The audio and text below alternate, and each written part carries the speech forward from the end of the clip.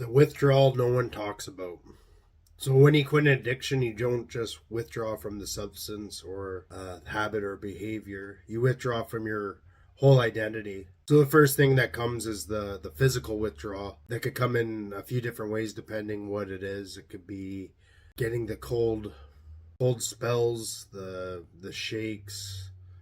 It could be feeling nauseous or sick, almost like you're getting a flu. It could be a few different things. I mean, with alcohol, it's very important to seek medical help, like go see a doctor, because it could be something that could be fatal from withdrawal. And after the physical withdrawal, then it's the emotional void, and things like different emotions will start coming up. A lot of them, there's anxiousness, depression, fear, insecurity, like a lot of pain. And I think that what is that is like, it's all the feelings and stuff that were being avoided and buried away. And so the first step to rebuild and get back is just is kind of giving yourself reasons why do you want to stop this, whether it be the substance or behavior, and having a strong enough why you want to be free of this, not to be addicted anymore. And so there's different reasons. Like for me with the alcohol and drugs, it was I needed to either change my life or I can end up going down the same road as a lot of my loved ones went down. And like things like cigarettes, like I smoked cigarettes early in recovery. And I think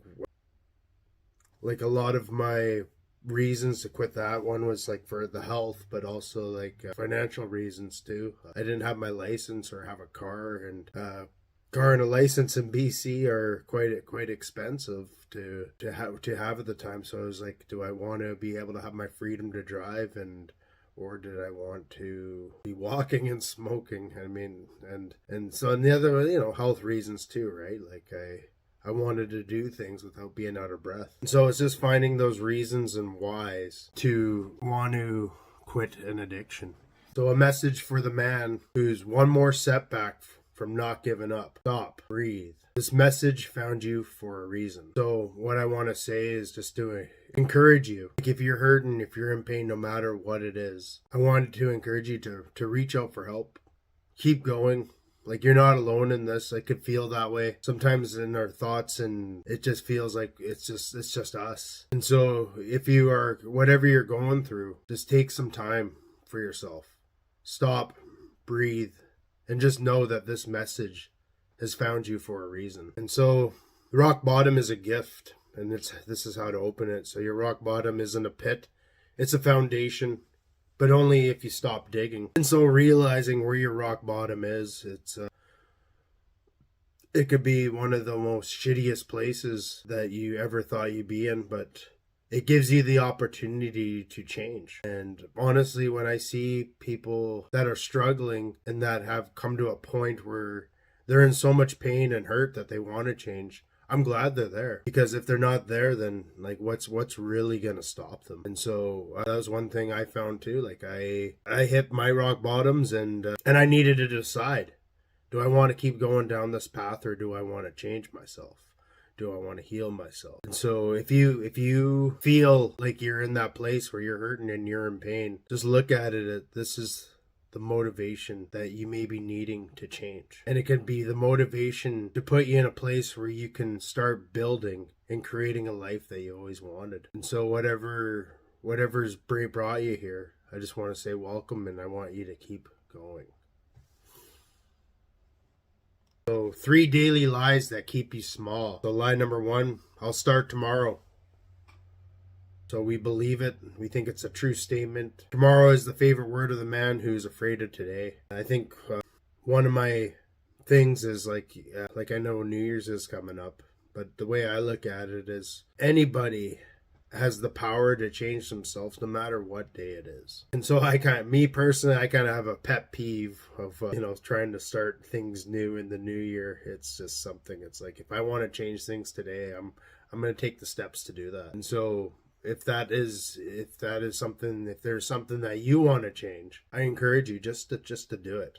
Start today. It could be something small. It doesn't have to be anything that's significant at the moment. right now, but it's just looking at things what you can do today to change. So how to have an argument with yourself and win. So your brain argues with you, and it just feels like it's just a back and forth. It almost feels like a war within oneself. And as hard as it is, it's important to understand or to realize that both sides, no matter which one you're looking at, they both need to be heard and understood, and some of them need to be expressed. And for me, like I think it is to just keep looking at